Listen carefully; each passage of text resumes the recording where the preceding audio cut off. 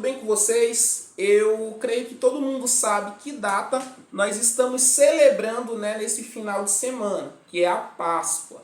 Mas você sabe o que significa Páscoa? Você sabe o porquê dessa palavra Páscoa? Você sabe o que de fato é a Páscoa? Talvez algumas pessoas, né, geralmente a gente tem uma tradição aqui no Brasil de dar ovos de chocolate, de dar chocolate para os nossos amigos, para os nossos parentes, para os nossos filhos, as pessoas que amamos, né? Para os nossos cônjuges. A gente tem essa mania e essa tradição histórica, né?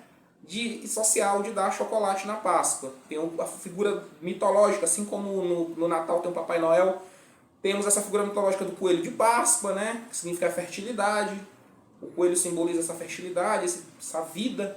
Mas será que de fato isso é a Páscoa?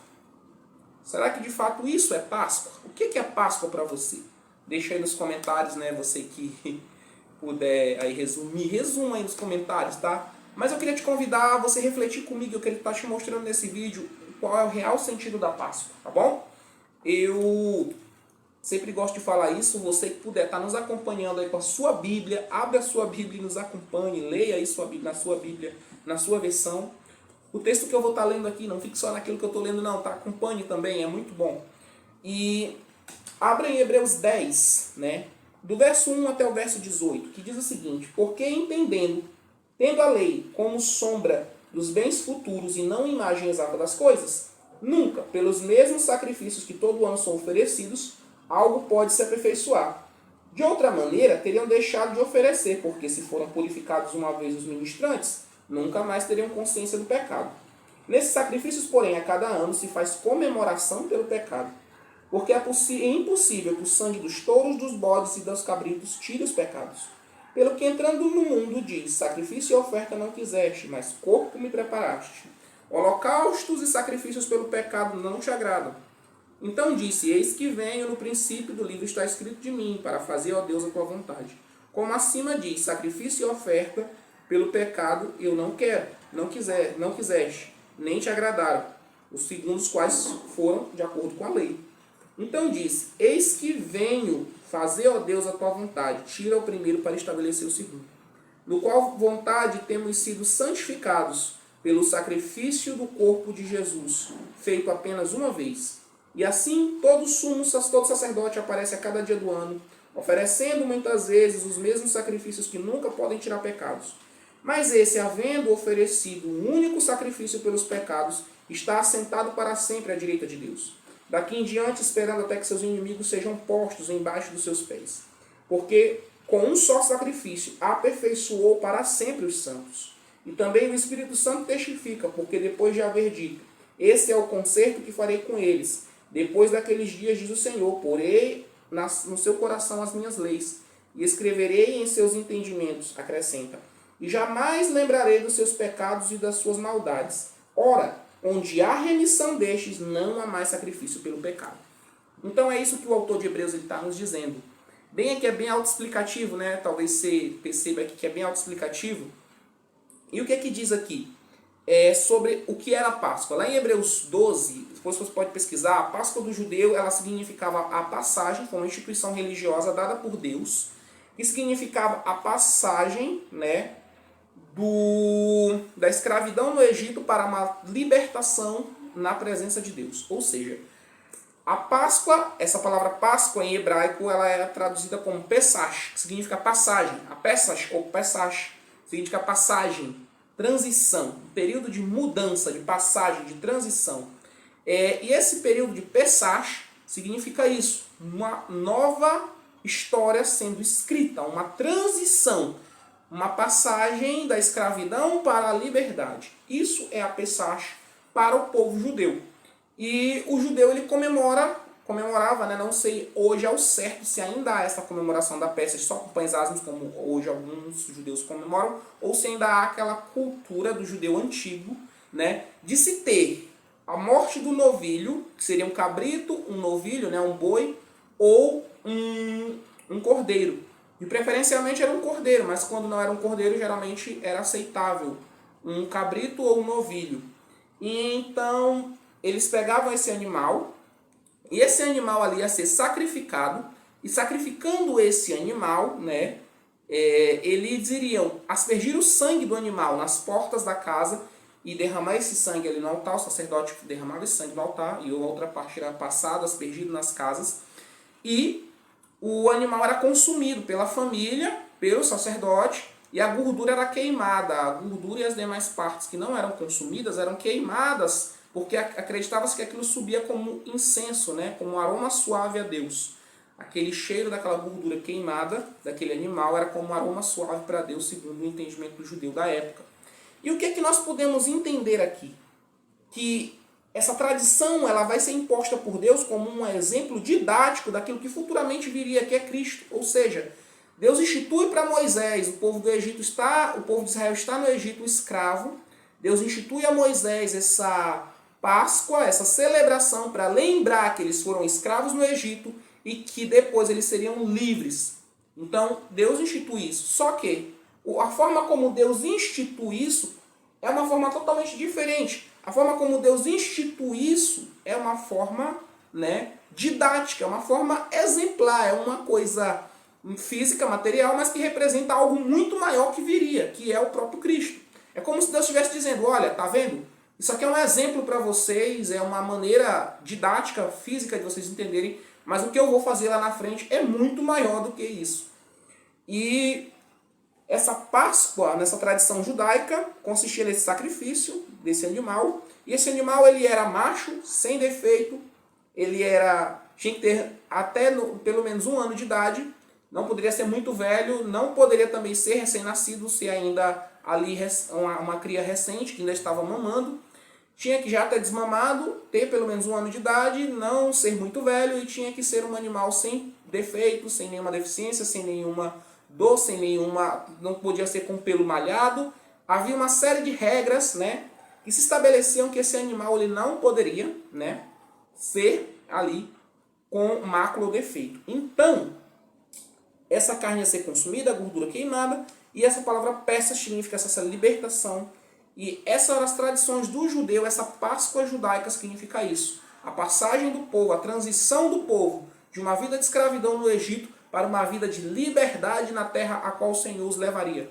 Então isso é a Páscoa no seu sentido original lá do judeu. Só que aquilo, como diz o autor de Hebreus, era a figura de algo muito maior que seria o sacrifício de Cristo por nós. Na Páscoa cristã, Jesus ele assume essa posição de cordeiro perfeito. Ou seja, Jesus ele assume o cordeiro perfeito, como ele diz. A cada ano o sacerdote vai ali e sacrifica. As pessoas vão ali, entregam um cabrito, um cordeiro, um novilho para o sacerdote sacrificar, asperge o sangue na porta. Jesus ele vem para assumir essa posição, com um sacrifício que não seria feito e repetido todo ano, mas que é feito uma única vez. Uma única vez Jesus fez um sacrifício que o povo repetia todos os anos, desde a época de Moisés, o povo até o tempo de Jesus, né, havia ali feito todo esse contexto, esses rituais, para poder ali expiar os pecados do povo e também para lembrar a sua libertação, entre aspas, né, porque estavam libertos fisicamente da sua escravidão, mas ainda assim estavam escravos do pecado espiritualmente. Ainda estavam ali escravos, tá, dos seus próprios medos, do seu orgulho, da sua própria mente, dos seus pecados, escravos da sua carne e escravos ali do diabo. Então, Jesus ele vem para dar essa verdadeira liberdade. Enquanto Deus deu aquela liberdade terrena, física para o povo, com o seu poder e toda a sua glória de abrir o mar, fazer o povo passar pelo mar aberto, entrar na terra de Canaã e constituir a nação de Israel, o povo de Israel, o seu povo, a nação judaica, Jesus vem para dar um real sentido a tudo isso. Deus ele envia Jesus e diz, eu já fiz a minha parte. Agora Jesus tem que ir para dar um real sentido. Aquilo foi figura. Tudo aquilo foram acontecimentos literais, de fato, feitos pela grande mão do Senhor, mas que figuram aquilo que Cristo faz por nós, que são figuras daquilo que Cristo tem feito por nós. Foram exemplos didáticos que Deus deu para mostrar aquilo que Cristo tem feito por nós. Jesus ele assume essa posição de cordeiro perfeito, tornando-se sacrifício por meio da cruz. Se torna sacrifício por meio da cruz. Jesus assume essa posição, como eu já disse outras vezes. Ele morre numa forma de morte maldita, ou seja, era uma morte dada aos ladrões, aos estupradores, aos pedófilos, aos assassinos e às piores pessoas da época. A pessoas que matavam os pais, a pessoas que eram homicidas em série, pessoas que praticavam latrocínio. Conta-se, segundo a tradição, que Dimas, o ladrão que pede perdão a Jesus ao final de sua vida e pede que Jesus o chame para o paraíso, o ladrão que se arrepende ali na cruz, ele estava preso por latrocínio, né? Foi condenado à crucificação por ser condenado ao crime de latrocínio, de matar uma pessoa para poder roubar ela. Então ele e o outro que estavam com Jesus eram acusados disso. Barrabás havia sido preso acusado de assassinato, de homicídio. Barrabás era um homicida em série, era alguém que era acostumado a cometer homicídios. Então ele estava preso por conta daquilo e iria ser castigado com crucificação. Essa crucificação dos romanos era uma forma de escárnio, de zombaria e de humilhação. Por quê? Segundo conta-se a tradição, né, que os romanos crucificavam as pessoas expostas em locais públicos. Deixavam ali os prisioneiros abandonados ali na cruz. E era uma forma de humilhar eles. Por isso Jesus é colocado uma coroa de espinhos como forma de humilhação. Para demonstrar que ele foi humilhado em tudo. Ele recebe essa coroa de espinhos para zombar da sua realeza, da sua divindade. Porque Jesus era chamado de rei dos judeus. Então, para zombar dessa posição de Jesus, os romanos ali, os judeus, colocaram a coroa de espinhos em Jesus, né? E ele foi chicoteado e morto. E por que Jesus foi morto dessa forma? Pelo meu e pelo seu pecado. Pelo meu e pelo seu pecado. Jesus ele foi morto dessa forma. Jesus ele teve a sua vida ceifada da terra dos viventes, como diz Isaías, escrevendo em Isaías 53, acerca do sacrifício de Cristo. Jesus ele morre e ressuscita, para que eu e você tenhamos vida. Jesus ele institui a partir de então, no seu tempo, o pão, que simboliza o seu corpo, cumprindo assim aquilo que havia de ser dito sobre a carne ser consumida. A carne de Cristo, o corpo de Cristo, o pão que é consumido. Ele mesmo diz que ele é o pão que desce do céu e que quem comeria da carne dele e do pão dele teria vida e vida eterna. Jesus ele assume a posição do vinho, né, do sangue. E o que seria esse sangue? Havia uma tradição na época de Jesus da chamada libação. O que era a libação? Desde os tempos de Moisés era apresentada uma oferta de vinho, uma oferta de manjares. Era extraído da uva, né, das colheitas de uva, o melhor vinho extraído, o primeiro vinho, aquela primeira safra, aquele vinho recém-extraído, aquele mosto, era levado em um pequeno recipiente até o altar, que ia servir como álcool, combustível para ser jogado ali na gordura. O povo fazia ali o fogo, colocava a gordura e derramava esse vinho sobre aquela gordura como libação, para dar esse aroma, né, suave. E esse vinho simboliza o sangue de Cristo. Jesus toma esse vinho ali ao lado do pão, junto com seus apóstolos, na sua última ceia, antes de ser crucificado, antes de ser preso, né, preso, chicoteado e crucificado, antes de padecer. Jesus toma esse vinho como forma ali de mostrar que ali era o seu sangue, essa cultura da libação. Ele era derramado ali no altar e simbolizava o sangue, né? O sangue de remissão de pecados. E essa libação oferecida no altar é o próprio sangue de Cristo. O próprio Jesus ele oferece o seu sangue. E ele completa assim toda a tradição, porque ele é o Cordeiro perfeito, sem mácula, sem mancha, no qual nem o próprio Satanás no deserto conseguiu fazer ele pecar. Ele é o sacrifício vivo. Ele é esse cordeiro. Ele teve a sua carne ali comida, que é o seu pão instituído, e o seu sangue, que é o vinho tomado por todos. Então ele completa toda essa tradição dessa forma, entendam? Ele completa toda a tradição. E a nossa Páscoa ela é cumprida em Jesus. A nossa Páscoa é Cristo. A nossa Páscoa é Jesus Cristo, que após ser sacrificado, nos liberta da escravidão do nosso pecado. Amém?